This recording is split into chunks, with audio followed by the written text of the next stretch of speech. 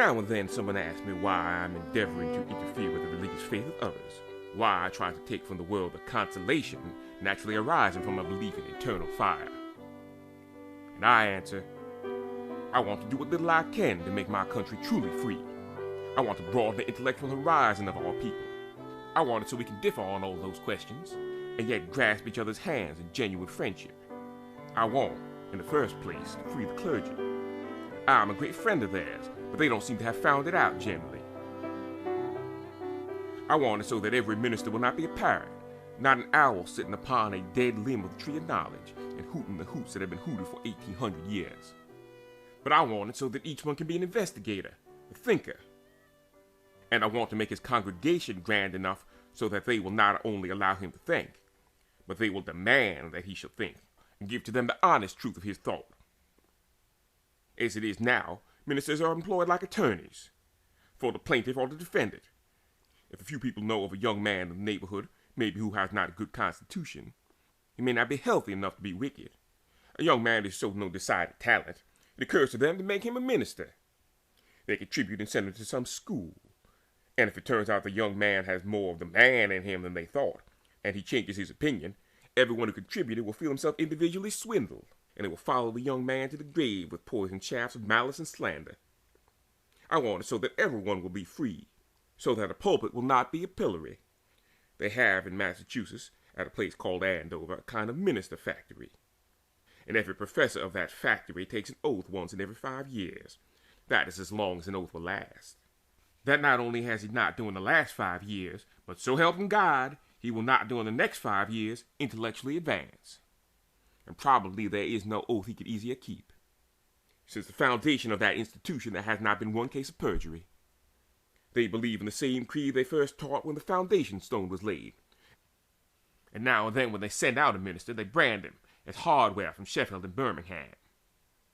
And every man who knows where he was educated knows every argument of his creed, every book that he reads, and just what he amounts to intellectually, and knows he will shrink and shrivel and become solemnly stupid day after day until he meets his death. It is all wrong. It is cruel. These men should be allowed to grow. They should have the air of liberty and the sunshine of thought. I want to free the schools of our country. I want it so that when a professor of a college finds some fact inconsistent with Moses, he will not hide the fact, that it will not be worse for him for having discovered the fact. I wish to see an eternal divorce and separation between church and schools. The common school is the bread of life, but there should be nothing taught in schools except what somebody knows, and anything else should not be maintained by a system of general taxation. I want as professors so they will tell everything they find, that they will be free to investigate in every direction, and will not be trammeled by the superstitions of our day. What has religion got to do with facts? Nothing.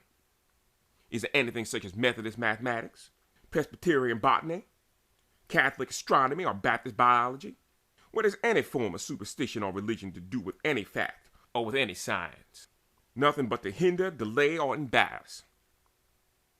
I want then to free the schools. I want to free the politicians, so that a man will not have to pretend he is a Methodist, or his wife a Baptist, or his grandmother a Catholic, so that he can go through a campaign, and when he gets through will find none of the dust of hypocrisy on his knees.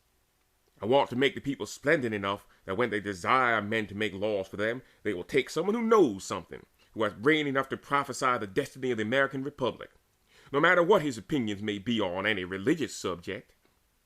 Suppose we are in a storm out at sea, and the billows are washing over our ship, and it is necessary someone should reef the topsail, and the man presents himself. Would you stop him at the foot of the mast and find out his opinion on the 5 points of Calvinism? What has that to do with it? Congress has nothing to do with baptism or any particular creed. And for what little experience I've had in Washington, very little to do with any kind of religion whatever. Now I hope this afternoon this magnificent and splendid audience will forget that they are Baptist or Methodist, and remember that they are men and women. These are the highest titles humanity can bear, man and woman. And every title you add belittles them. Man is the highest, woman is the highest. Let us remember that we are simply human beings with interests in common. And yet all of us remember that our views depend largely on the country in which we happen to live. Suppose we were born in Turkey. Most of us would have been Mohammedans. And when we read in the book when Muhammad visited heaven, he became acquainted with an angel named Gabriel, who was so broad between his eyes that it would take a smart camel 300 days to make the journey, we probably would have believed it. If we did not, people would say, "That young man is dangerous. He is trying to tear down the fabric of our religion. What do you propose to give us instead of that angel? We cannot afford to trade off an angel that size for nothing." Or if we had been born in India, we would have believed in a God with 3 heads. Now we believe in 3 gods with 1 head. And so we might make a tour of the world and see that every superstition that could be imagined by the brain of man has been in some place held to be sacred. Now someone says, "The religion of my father and mother is good enough for me." Suppose we all said that. Where would be the progress of the world? We would have the rudest and most barbaric religion, which no one could believe. I do not believe that it is showing real respect for our parents to believe something simply because they did. Every good father and every good mother wishes their children to find out more than they knew. Every good father wants his son to overcome some obstacle that he could not grapple with. And if you wish to reflect credit on your father and your mother, do it by accomplishing more than they did, because you live in a better time. Every nation has had what you call sacred record. And the older and more sacred, the more contradictory, and the more inspired is the record. We, of course, are not an exception. And I propose to talk a little about what is called the Pentateuch, a book or collection of books said to have been written by Moses. And right here in the commencement, let me say that Moses never wrote 1 word of the Pentateuch. Not 1 word had been written until he had been dust and ashes for hundreds of years. But as a general opinion, it is Moses that wrote these books. I have entitled this lecture, "The Mistakes of Moses." For the sake of this lecture, we will admit that he wrote it. Nearly every maker of religion is commenced by making the world, and it is one of the safest things to do, because no one can contradict as having been present, and this gives free scope to the imagination. These books, in times when there was a vast difference between the educated and the ignorant, became inspired, and the people bowed down and worshipped them. I saw a little while ago a Bible with immense oaken covers, with hasps and clasps large enough almost for a penitentiary. And I can imagine how that book would be regarded by barbarians in Europe when they had not more than 1 person in a dozen could read and write. In fancy I saw it carried into the cathedral. I heard the chant of the priest, saw the swinging of the censer and the smoke rising. And when the Bible was put on the altar, I can imagine the barbarians looking at it and wondering what influence that black book would have on their lives in the future. I do not wonder that they imagined it was inspired. None of them could write a book, and consequently when they saw it, they adored it. They were stricken with awe, and the rascals took advantage of that awe. Now, they say that book was inspired. I do not care whether it is or not. The question is it true? If it is true, it don't need to be inspired. Nothing needs inspiration except a falsehood or a mistake. A fact never went into partnership with a miracle. Truth scorns assistance of wonders. A fact will fit every other fact in the universe. That is how you can tell whether it is or is not a fact. A lie will not fit anything, except for another lie made for the express purpose. And finally, someone gets tired of lying, and the last lie will not fit the next lie. And then there's a chance for inspiration. Right then and there, a miracle is needed. The real question is, in the light of science, in the light of the brain, in the light of the heart of the 19th century, is this book true? The gentleman who wrote it began by telling us that God made the universe out of nothing. That I cannot conceive. It may be so, but I cannot conceive it. Nothing, regarded in the light of raw material, is to my mind a decided and disastrous failure. I cannot imagine of nothing being made into something, any more than I can imagine something being changed back into nothing. I cannot conceive of force aside from matter, because force to be force must be active. And unless there is matter, there is nothing for force to act upon, so consequently, it cannot be active. So I simply say I cannot comprehend it. I cannot believe it. I may roast for this, but it is my honest opinion. The next thing he proceeds to tell us is that God divided the darkness from the light. Right here, let me say when I speak about God, I simply mean the being described by the Jews. There may be, in immensity, some being beneath whose wings this universe exists, whose every thought is a glittering star, but I know nothing about him, not the slightest. And this afternoon, I am simply talking about the being described by the Jewish people. When I say God, I mean him. Moses describes God as dividing the light from the darkness. I suppose at that time they must have been mixed. you can readily see how light and darkness can get mixed. They must have been entities. The reason I think so is because in that same book I find that darkness overspread Egypt so thick that it could be felt. And they used to have on exhibition in Rome a bottle of darkness that once overspread Egypt. The gentleman who wrote this, in imagination, saw God dividing light from the darkness. I am sure the man who wrote that believed darkness to be an entity, a something, a tangible thing that can be mixed with light. The next thing he informs us is that God divided the waters above the firmament from those below the firmament. The man who wrote that believed the firmament was a solid affair, and that is what the gods did. You recollect the gods came down and made love to the daughters of men, and I have never blamed them for it. I have never read a description of any heaven I would not leave on the same errand. That is where the gods lived. That is where they kept the water. It was solid. That is the reason the people prayed for rain. They believed that an angel could take a lever, raise a window, and let out the desired quantity. I find in the Psalms that he bowed the heavens and came down. And we read that the children of men built a tower to reach the heavens and climb unto the abode of the gods. The man who wrote that believed the firmament to be solid. He knew nothing about the laws of evaporation.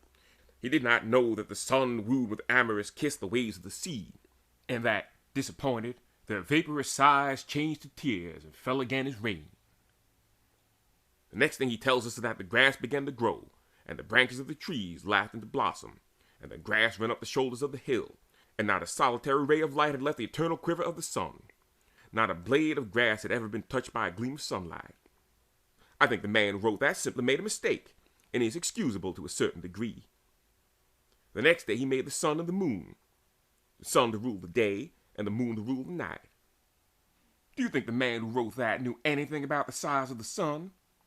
I think he thought it was about 3 feet in diameter. For I find in some book that the sun stopped the whole day, to give a general named Joshua time to kill a few more Amalekites. And the moon was stopped also. Now it seems to me that the sun would give enough light without stopping the moon. But as they were in the stopping business, they did it just for the devilment. At another time, we read, the sun was turned 10 degrees backward to convince Hezekiah that he was not going to die of a boil. How much easier would it have been to cure the boil? The man who wrote that thought the sun was 2 or 3 feet in diameter, and could be stopped and pulled around like the sun and moon in the theater. Do you know that the sun throws out every second of time as much heat as could be generated by burning 11,000 million tons of coal?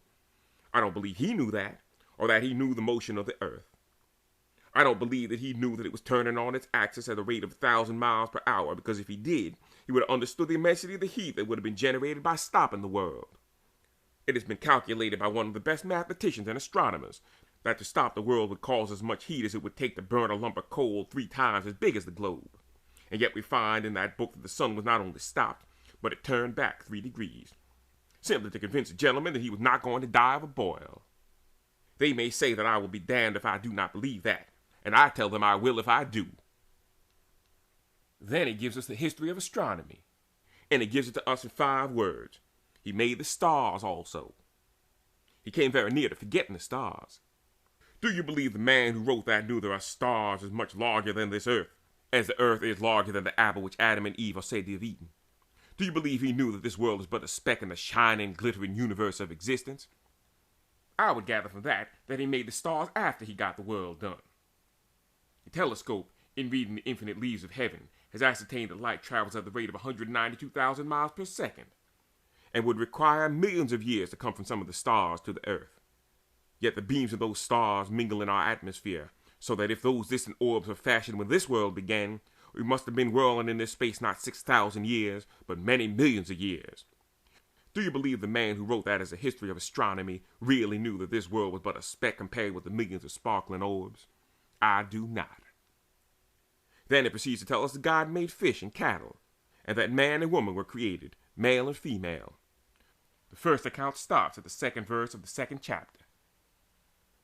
You see, the Bible was not originally divided into chapters. The first Bible that was ever divided into chapters in our language was made in the year of grace 1550. The Bible was originally written in the Hebrew language, and the Hebrew language at that time had no vowels in writing. It was written entirely with consonants, and without being divided into chapters and into verses. And there was no system of punctuation whatever. After you go home tonight, write an English sentence or 2 with only consonants close together, and you will find that it will take twice as much inspiration to read it as it did to write it. When the Bible was written in the verses and chapters, the divisions were not always correct, and so the division between the first and second chapter of Genesis is not in the right place. The second account of the creation commences at the third verse, and it differs from the first in two essential points. In the first account, man is the last made. In the second, man is made before the beast. In the first account, man is made male and female. In the second, only man is made, and there's no intention of making a woman whatever.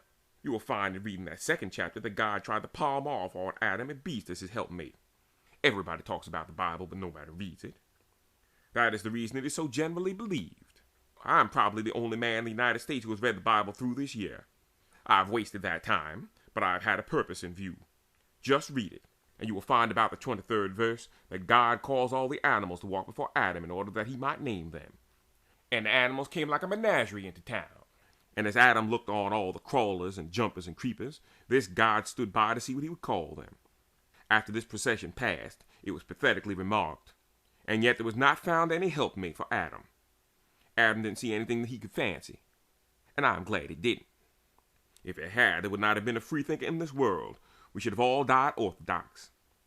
And finding Adam was so particular, God had to make him a helpmate, and having used up all the nothing, he was compelled to take part of the man to make a woman with, and he took from the man a rib. How did he get it? And then imagine a God with a bone in his hand, and about to start a woman, trying to make up his mind whether to make a blonde or a brunette. Right here, it is only proper that I should warn you of the consequences of laughing at any story in the Holy Bible.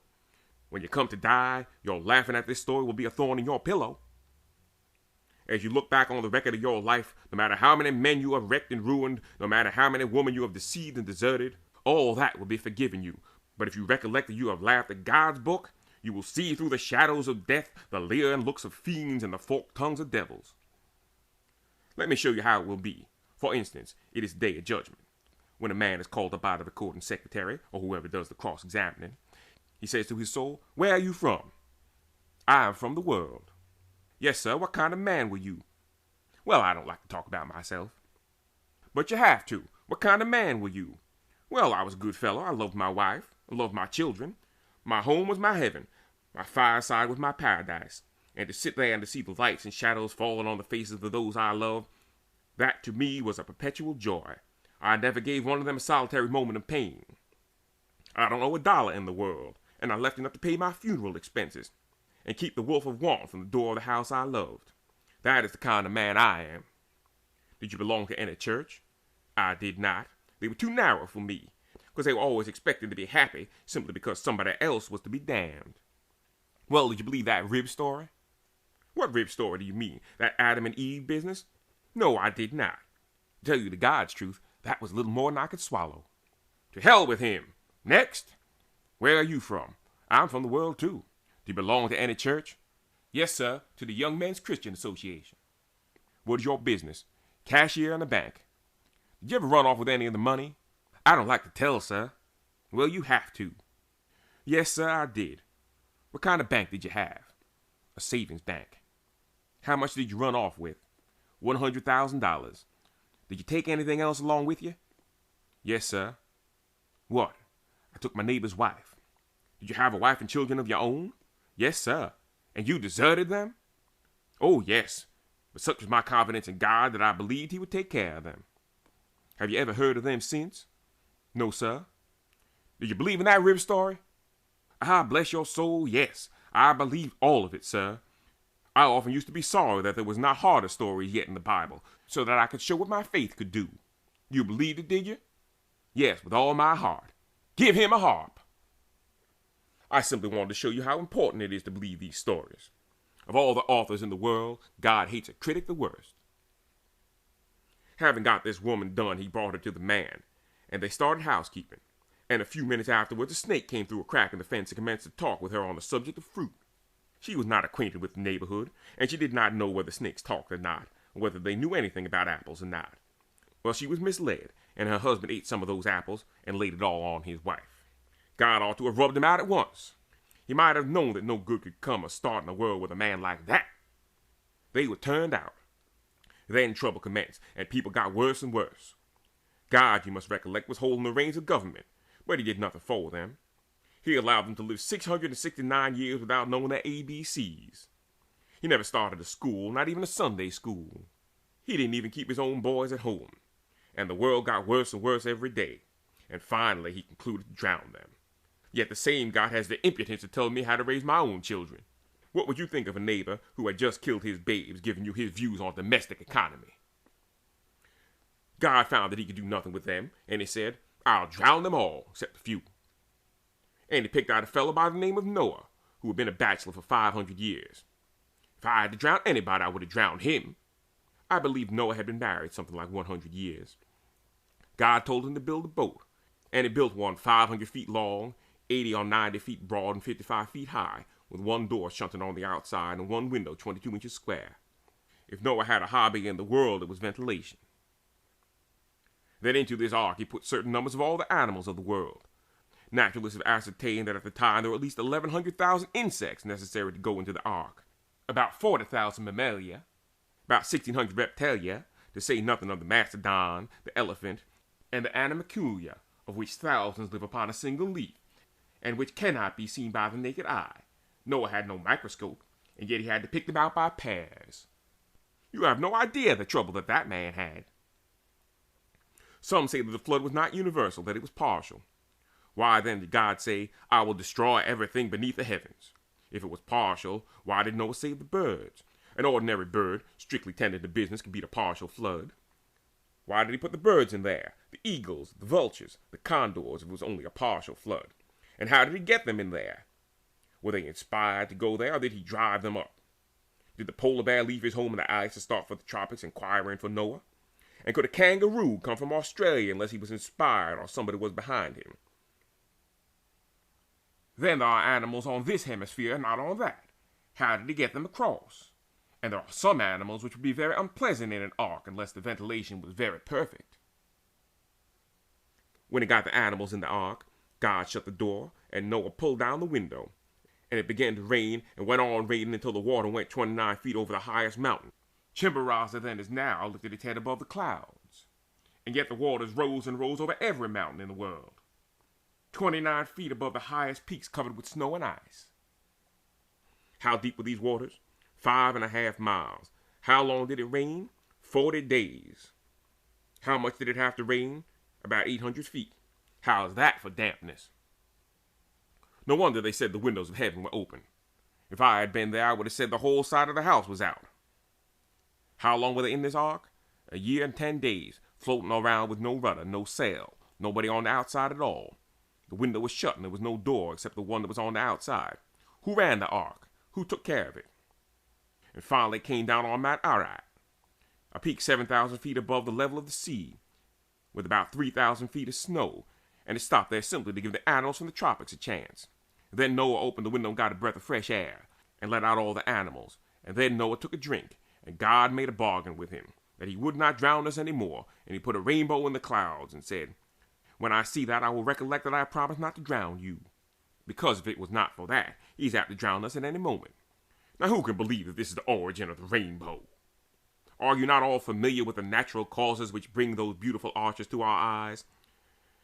Then the people started out again, and they were as bad as before. Here let me ask why God did not make Noah in the first place. He knew that he would have to drown Adam and Eve and all his family. Then another thing. Why did he want to drown the animals? What had they done? What crime had they committed? It's very hard to answer these questions. That is for a man who's only been born once. After a while they tried to build a tower to get into heaven, and the gods heard about it and said, Let us go down and see what man is up to. They came down and found things a great deal worse than they had thought. Thereupon they confounded the language to prevent them from succeeding, so that the fellow up above could not shout down, Mortar, or brick to the one below. And they had to give it up. Now, is it possible anybody believes that is the reason why we have a variety of languages in the world? Do you know that language is born of human experience and is a physical science? Do you know that every word has been suggested in some way by the feelings or observation of man? That there are words as tender as dawn, as serene as the stars, and others as wild as beasts? Do you know that language is dying and being born continually? That every language has its cemetery and cradle, its bud and blossom and withered leaf? Man has loved, enjoyed, and suffered, and language is simply the expression he gives to those experiences. Then the world began to divide, and the Jewish nation was started. Now I want to say that at one time your ancestors were like mine, were barbarians. If the Jewish people had to write these books now, they would be civilized books, and I do not hold them responsible for what their ancestors did. We find the Jewish people first in Canaan, and there were about 70 of them, counting Joseph and his children already in Egypt. They lived 215 years, and they went down into Egypt and stayed there 215 years. They were 430 years in Canaan and Egypt. How many did they have when they went to Egypt? 70. How many at the end of 215 years? 3 million. That's a good many. We had at the time of revolution in this country 3 million people. Since then there have been 4 doubles, until we have 48 millions today. How many would the Jews number at the same ratio in 215 years? Call it 8 doubles, and we have nearly 40,000. Instead of 40,000, they have 3 million. How do I know they had 3 million? Because they had 600,000 men of war. For every honest voter in the state of Illinois, there will be 5 other people, and there will always be more voters than men of war. They must have had, at the lowest possible estimate, 3 millions of people. Is that true? Is there a minister in the city of Chicago that was certified to his own idiocy by claiming that they could have increased to 3 millions by that time? If there is, let him say so. Do not let him talk about the civilizing influence of a lie. When they got into the desert, they took a census to see how many firstborn children there were. They found they had 22,273 firstborn males. It is reasonable to suppose there was about the same number of firstborn girls, or 45,000 firstborn children. There must have been as many mothers as firstborn children. Divide 3 millions by 45,000 mothers, and you will find that the women in Israel had to have on average 68 children apiece. Some stories are too thin. This is too thick. Now, we know among 3 million people, there will be about 300 births a day. And according to the Old Testament, whenever a child was born, the mother had to make a sacrifice, a sin offering for the crime of having been a mother. If there's anything in this universe that is infinitely pure, it is a mother with her child in her arms. Every woman had to sacrifice a couple of doves, a couple of pigeons, and the priest had to cook and eat those pigeons in the most holy place. At that time, there were at least 300 births per day, and the priest had to cook and eat those pigeons in the most holy place. At that time, there were only 3 priests, 200 birds apiece per day. I look on them as the champion bird eaters of the world. Then where were these Jews? They were upon the desert of Sinai, and the Sahara compared to that is a garden. Imagine an ocean of lava, torn by storm and vexed by tempest, suddenly gazed at by Gorgon and changed to stone. Such was the desert of Sinai. The whole supplies of the world could not maintain 3 millions of people in the desert of Sinai for 40 years. It would have cost 100,000s of millions of dollars, and would have bankrupt Christendom. Yet there they were with flocks and herds, so many that they sacrificed 150,000 firstborn lambs at one time. It would require millions of acres to support those flocks, and yet there was no blade of grass. There was no account of it raining baled hay. They sacrificed 150,000 lambs, and the blood had to be sprinkled on the altar within 2 hours, and there were only 3 priests. They would have to sprinkle the blood of 1,250 lambs per minute. Then all the people gathered in front of the tabernacle 18 feet deep. 3 millions of people would make a column 6 miles long. Some reverend gentlemen say 90 feet deep. Well, that would make a column of over a mile. Where were all these people going? They were going to the Holy Land. How large was it? 12,000 square miles, 1/5 the size of Illinois. A frightful country covered with rocks and desolation. There never was a land agent in the city of Chicago that would not have blushed with shame to have described that land as flowing with milk and honey. Do you believe that Almighty God ever went into partnership with hornets? Is it necessary to salvation? God said to the Jews, I will send hornets before you to drive out the Canaanites. How would a hornet know a Canaanite? Is it possible that God inspired the hornets? That he granted letters of marque and reprisal to hornets? I'm willing to admit that nothing in the world would be better calculated to make a man leave his native country than a few hornets strictly tending the business. God said, kill the Canaanites slowly. Why? Lest the beasts of the field increase upon you. How many Jews were there? 3 millions. Going to a country how large? 12,000 square miles. But were there nations already in this holy land? Yes, there were 7 nations, mightier than the Jews. Say there would be 20 million when they got there, or 24 with themselves. Yet they were told to kill them, slowly, lest the beasts of the field increased upon them. Is there a man in Chicago that believes that? Then what does he teach it to little children for? Let him tell the truth. So the same God went into partnership with snakes. The children of Israel lived on manna. One account says all the time, another one only a little while. That is the reason there's a chance for commentaries, and you can exercise faith. If the book was reasonable, everybody could get to heaven in a moment. But whenever it looks as if it could not be that way, and you believe, you are almost a saint. And when you know that it is not that way and believe, you are a saint. He fed them on manna. Now this manna is very peculiar stuff. It used to melt in the sun, and yet they used to cook it by seething and baking. I would as soon think of frying snow or boiling icicles. It shrank to an omer, no matter how much they gathered, and it swelled to an omer, no matter how little they gathered. What a magnificent thing manna would be for currency, shrinking and swelling according to the volume of business.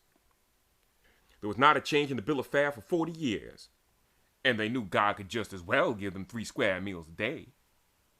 They remembered about the cucumbers and the melons and the leeks and the onions of Egypt, and they said, "Our souls abhorreth this light bread." Then this God got mad. You know how cooks are always touchy. Thereupon he sent snakes to bite the men, women, and children. He also sent them quails in wrath and anger, and when they had the flesh between their teeth, he struck thousands of them dead. He always acted in that way, all of a sudden. People had no chance to explain, no chance to move for a new trial, nothing. I want to know if it is reasonable he should kill people for asking for one change in diet in 40 years. Suppose you had been boarding with an old lady for 40 years, and she never had a solitary thing on the table but hash, and one morning you said, "My soul abhorreth hash." What would you say if she let a basket full of rattlesnakes upon you? Now, is it possible for people to believe this?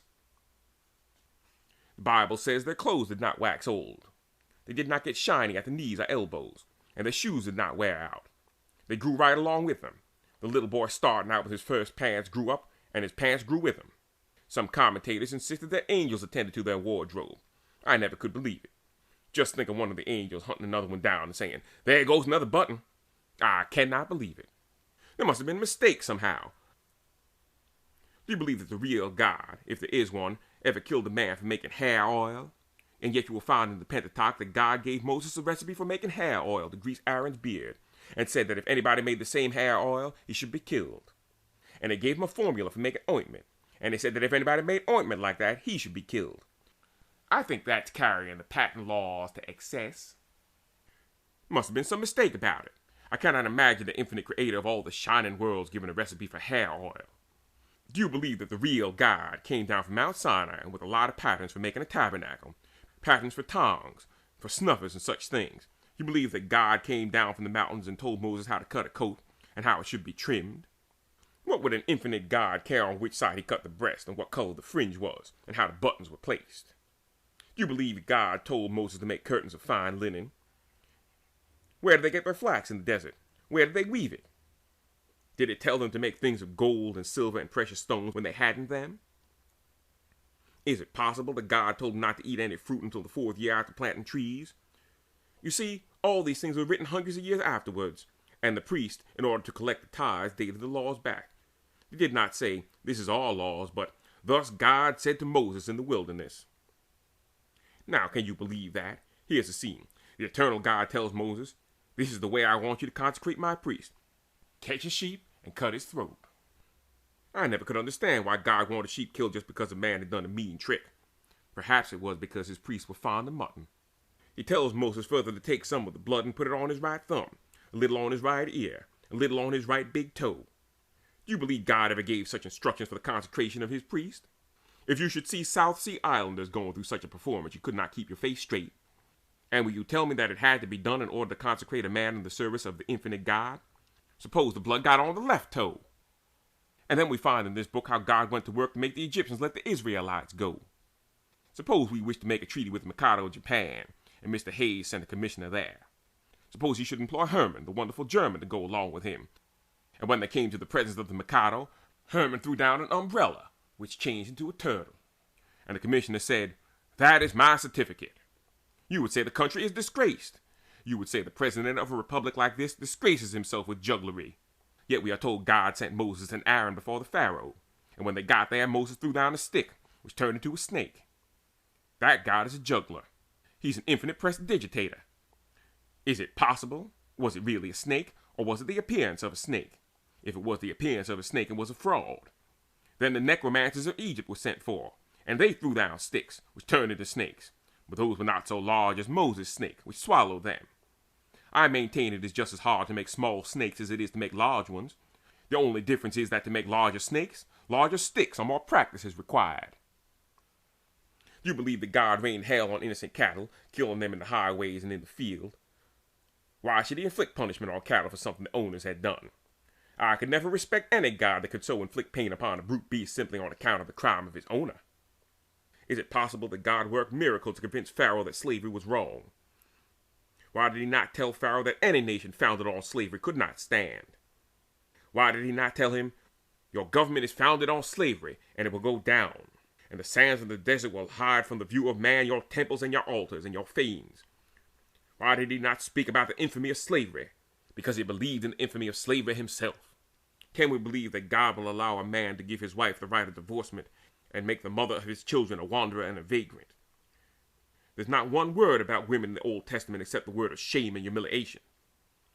The God of the Bible does not think women are as good as men. She was never worth mentioning. It did not take the pains to recount the death of the mother of us all. I have no respect for any book that does not treat woman as the equal of man. And if there's any God in this universe who thinks more of me than he thinks of my wife, he is not well acquainted with the both of us. And yet they say this was done on account of the hardness of their hearts, and that it was done in a community where the law was so fierce that it stoned a man to death for picking up sticks on Sunday. Would it not have been better to stone to death every man who abused his wife, and allowed them to pick up sticks on account of the hardness of their hearts? If God wanted to take those Jews from Egypt to the land of Canaan, why didn't they do it instantly?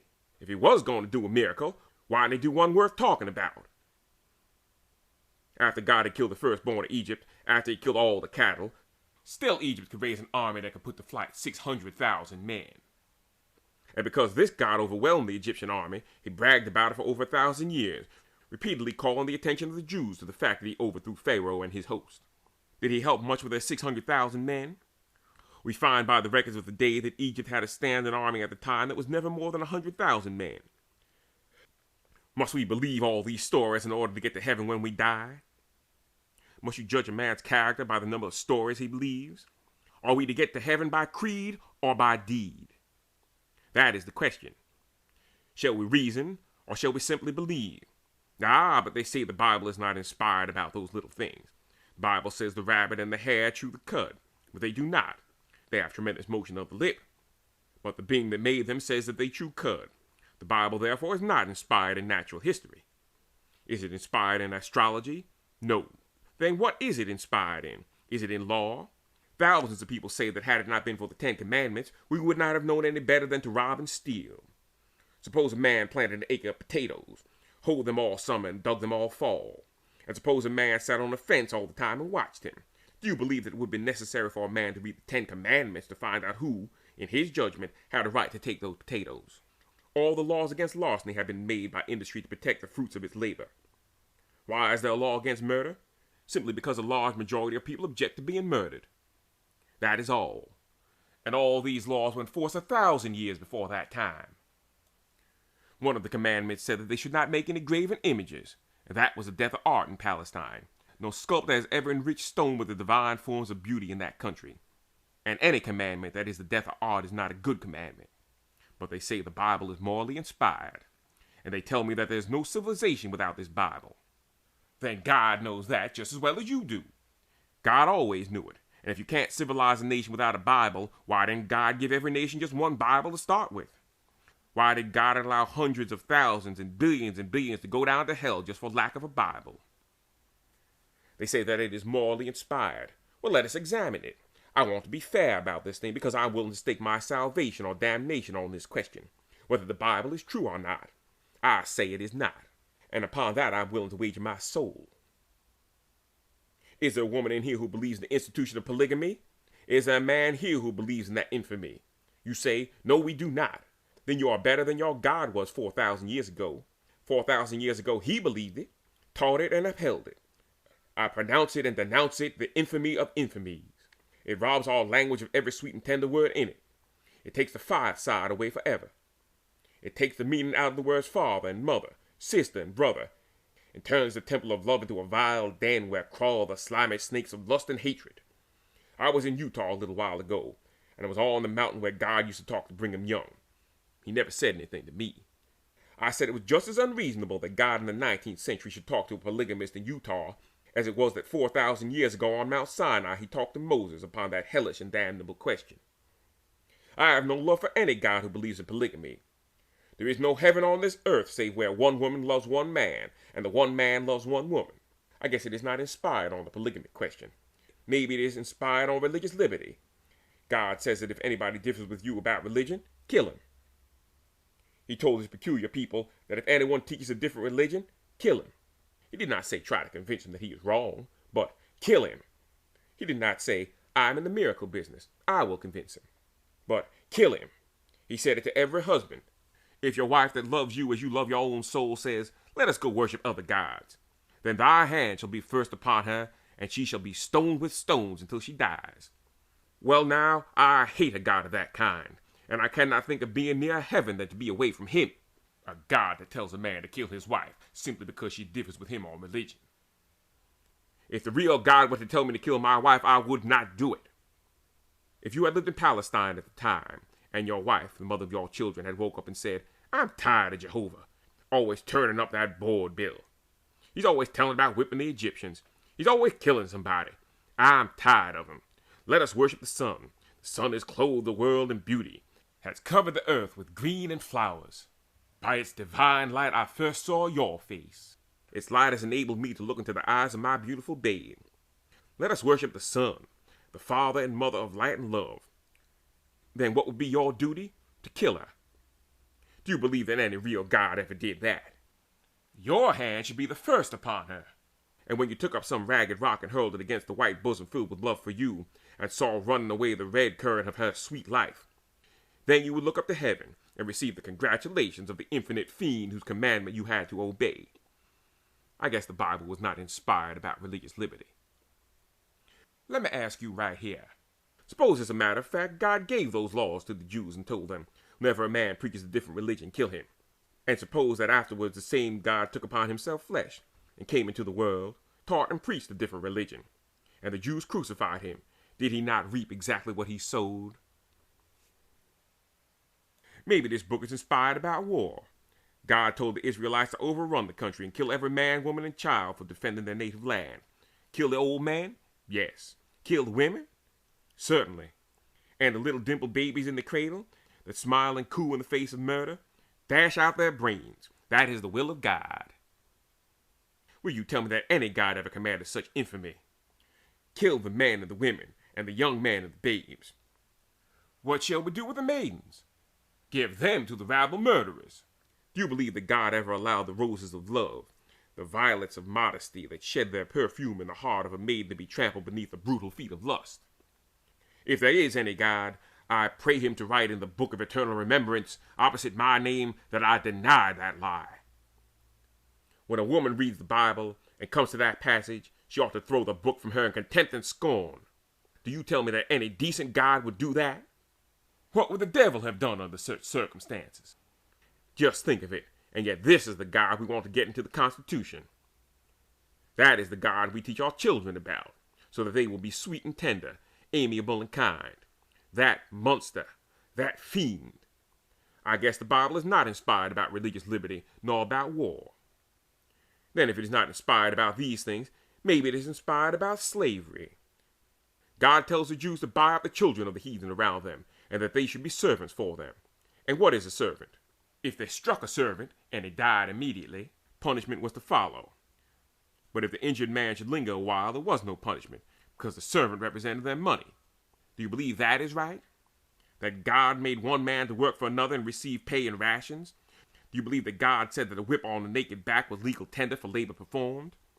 Is it possible that the real God ever gave such infamous, bloodthirsty laws? What more does he say? When the time of a married slave expired, he could not take his wife and children with him. Then, if the slave did not wish to desert his family, he had his ears pierced with an awl and became his master's property forever. You believe that God ever turned the dimpled cheeks of little children into iron chains to hold a man in slavery? Do you know that a God like that would not make a respectable devil? I want none of his mercy. I want no part of it, and no lot in the heaven of such a God. I will go to perdition where there is human sympathy. The only voice we have ever had from either of those worlds came from hell. There was a rich man who prayed to his brothers to attend to Lazarus so that they might not come to this place. That is the only instance so far as we know of souls across the river having any sympathy, and I'd rather be in hell asking for water than in heaven denying that petition. Well, what is this book inspired about? What does the inspiration come from? Why is it that so many animals were killed? It was simply to make atonement for man, that is all. They killed something that had not committed the crime in order that the one who had committed the crime might be acquitted. Based upon that idea is the atonement of the Christian religion. That is the reason I attack this book, because it is the basis of another infamy, viz., that one man can be good for another, or that one man can sin for another. I deny it. You've got to be good for yourself. You've got to sin for yourself. The trouble about atonement is that it saves the wrong man. For instance, if I kill someone, he is a good man. He loves his wife and children and tries to make them happy, but he's not a Christian. He goes to hell. Just as soon as I am convicted and cannot get a pardon, I get religion. I go to heaven. The hand of mercy cannot reach down through the shadows of hell to my victim. There is no atonement for the saint, only for the sinner and the criminal. I have said that I would never make a lecture at all without attacking this doctrine.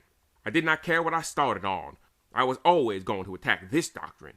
And in my conclusion, I want to draw you a few pictures of the Christian heaven. But before I do, I want to say the rest I have to say about Moses.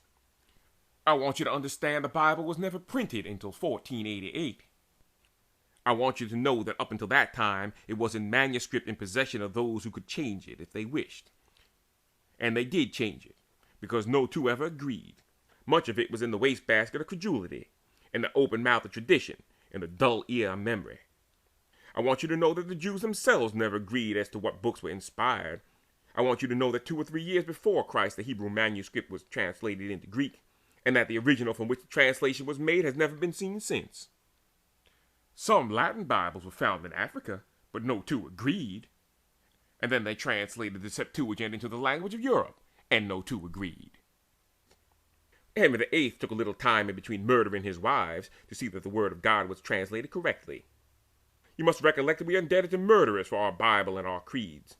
Constantine, who helped the good work along in its early stages, murdered his wife and child, mingling their blood with the blood of the Savior. The Bible that Henry VIII got up did not suit. And then his daughter, the murderess of Mary Queen of Scots, got up another edition, which also did not suit. And finally, that philosophical idiot, King James, prepared the edition which we now have. And there are at least 100,000 errors in the Old Testament. But everybody sees that that is not enough to invalidate its claim to infallibility. But these errors are gradually being fixed, and hereafter the prophet will be fed by Arabs instead of ravens, and Samson's 300 foxes will be 300 sheaves, already bound, which were fired and thrown into the standing wheat. I want you all to know that there was no contemporaneous literature at the time the Bible was composed, and that the Jews were infinitely ignorant in their day and generation, that they were isolated by bigotry and wickedness from the rest of the world. I want you to know that there are 1,400 millions of people in the world, and that with all the talk and work of the societies, only 120 million have got Bibles. I want you to understand that not one person in 100 in this world ever read the Bible, and no two ever understood it alike who did read it, and that no one person probably ever understood it right. I want you to understand that where this Bible has been, man has hated his brother. There have been dungeons, racks, thumbscrews, and the sword.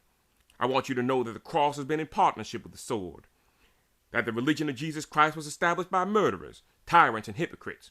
I want you to know that the church carried the black flag. Then talk about the civilizing influence of religion. Now I want to give an idea or two in regard to the Christian's heaven. Of all the selfish things in this world, it is one man wanting to get to heaven, caring nothing about what becomes of the rest of mankind. If only I could get my little soul in. I've always noticed that people who have the smallest souls make the most fuss about getting them saved. Here's what we are taught by the church today.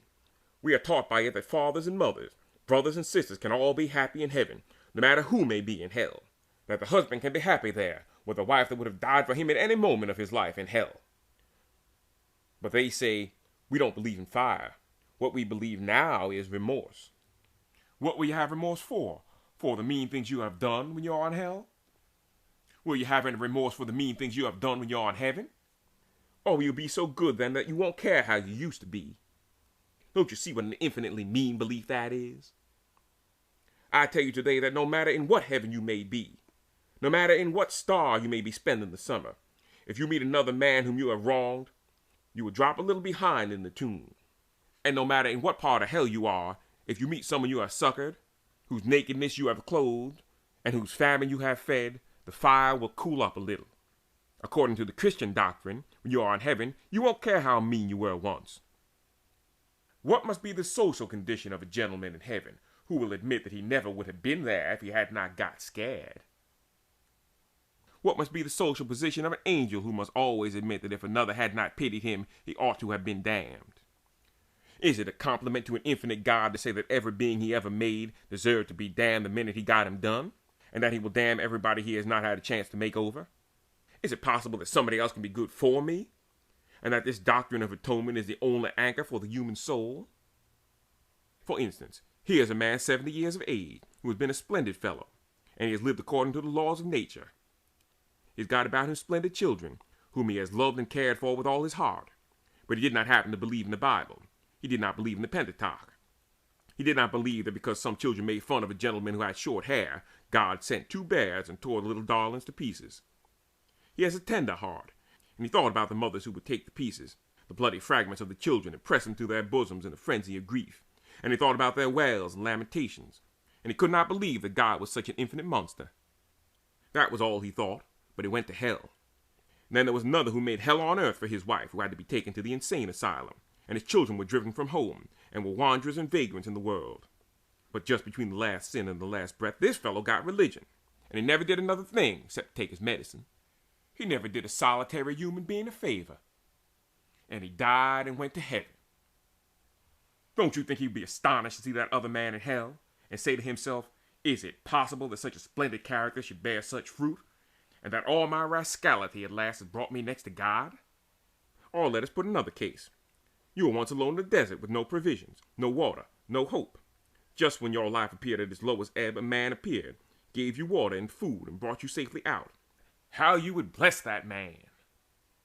Time rolls on. You die and go to heaven. And one day you see, through the black night of hell, the friend who saved your life, begging for a drop of water to cool his parched lips. He cries to you, remember what I did in the desert? Give me a drink. How mean, how contemptible you would feel to see him suffering and be unable to relieve him. But that is the Christian heaven.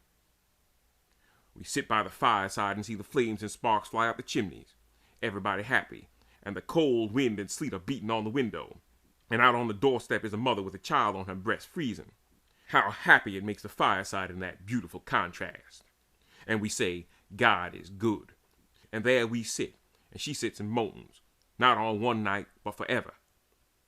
Or we are sitting by the table with our wives and children, everybody eating, happy and delighted, and famine comes and pushes out its shriveled palms, and with hungry eyes implores us for a crust.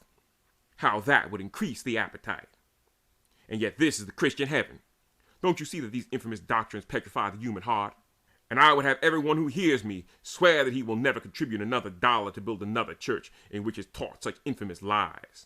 I want every one of you to say that you never will, directly or indirectly, give a dollar to any man to preach that falsehood. It has done harm enough. It has covered the world with blood. It has filled the asylums for the insane. It has cast a shadow in the heart, in the sunlight of every good and tender man and woman. I say, let us rid the heavens of this monster, and write upon the dome, liberty, love, and law. No matter what may come to me or what may come to you, let us do exactly what we believe is right. Rather than have this Christianity true, I would rather the gods destroy themselves this morning. I would rather the whole universe go to nothing, if such a thing were possible, this instant. Rather than have the glittering dome of pleasure treated on the eternal abyss of pain, I would rather see the utter and eternal destruction of this universe. I would rather see the shining fabric of our universe crumble into unmeaning chaos and take itself where oblivion broods and memory forgets. I would rather the blind Samson or some imprisoned force released by thoughtless chance should so rack and strain this world that man in stress and strain, in astonishment and fear, should suddenly fall back to savagery and barbarity. I would rather this thrilled and thrilling globe, shorn of all life, should in its cycles rub the wheel, the parent star, on which the light should fall as fruitlessly as falls the gaze of love on death, than to have this infamous doctrine of eternal punishment true. Rather than have this infamous selfishness of a heaven for a few and a hell for the many established as the word of God.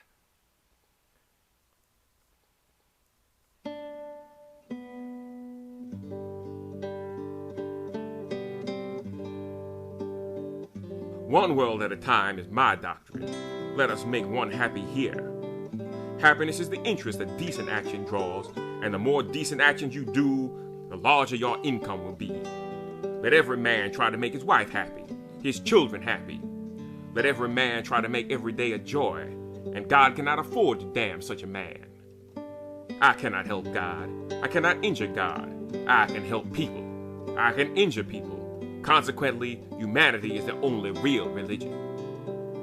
I cannot better close this lecture than by quoting 4 lines from Robert Burns. To make a happy fireside climb to weans and wife, that's the true pathos and sublime of human life.